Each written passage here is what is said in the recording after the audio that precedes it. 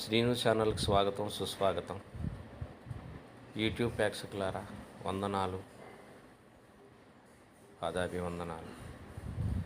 ప్రతి ఏరియాలోనూ రాష్ట్రంలో ఆంధ్రప్రదేశ్లో ఉన్న ప్రతి ప్రాంతాన్ని అందరూ చూడలేరు కాబట్టి ఆంధ్రప్రదేశ్లోని అన్ని ప్రాంతాల్లో ఉన్న ఒక్కొక్క వీడియోలో ఒక్కొక్క ప్రాంతాన్ని మేము చూపించాలని, లొకేషన్ చూపించాలన్న ఒక సంకల్పంతో మేము ఈ వీడియో చేయడం జరిగింది.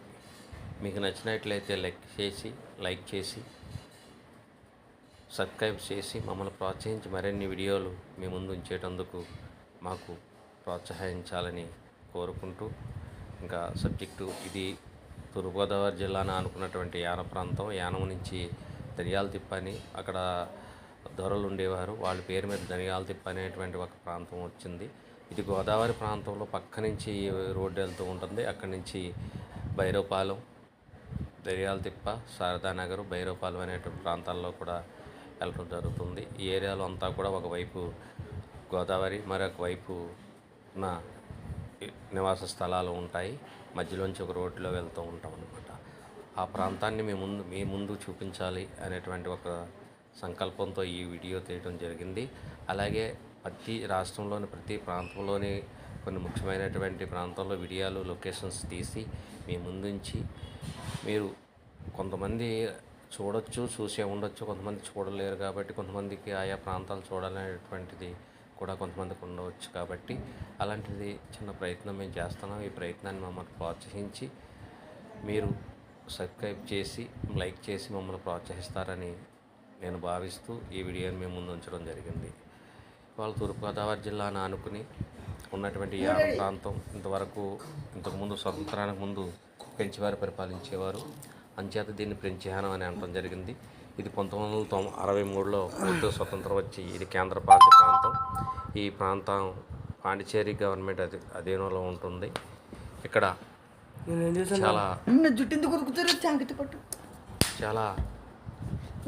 విజిటర్స్ కూడా వస్తారు.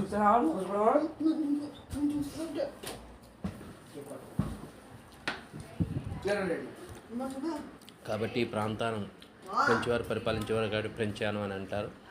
స్వతంత్రం వచ్చింది. ఇది పాండిచేరిలో ఒక ప్రాంతంగా ఉంటుంది. సుమారు ఒక 40,000 జనాభా ఉన్నటువంటి ఈ ప్రాంతం ఒక కేంద్ర టెరిటరీగా ఉంటుంది. పాండిచేరిగా కేంద్రపాలిత ప్రాంతం. ఇది పర్యాటకులు కూడా చాలా ఆనందదాయకంగా ఉంటుంది. పెరిగి ప్రాంతంలో పర్యాటక ప్రాంతంగా సాయంత్రం సమయంలో చాలామంది విజిటర్స్ వచ్చి చూడటం జవాటు. విదేశాల నుంచి, రాష్ట్రాల నుంచి, పక్క రాష్ట్రాల నుంచి కూడా వచ్చి చూస్తూ ఉన్న పర్యాటక ప్రాంతం ఇది కాకినాడకి 23 కిలోమీటర్లు, రాజమండ్రికి సుమారు 60 కిలోమీటర్ల దూరంలో ఉన్నటువంటి కేంద్రపాలిత ప్రాంతంలో యానం.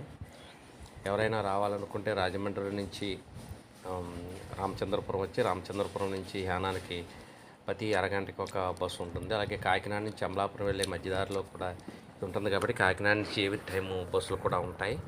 ఈ కేంద్ర ప్రాంత పాలన చూడాలన్నా, యానం చూడాలన్నా ఎవరైనా రావడానికి చాలా సులువుగా ఉంటుంది. అక్కడ ఉన్నటువంటి లొకేషన్ గోదావరి పరివాహక ప్రాంతాన్ని మేము ముందు ఉంచాలనే ఒక సంకల్పంతో ఈ వీడియో చేయడం జరుగుతుంది.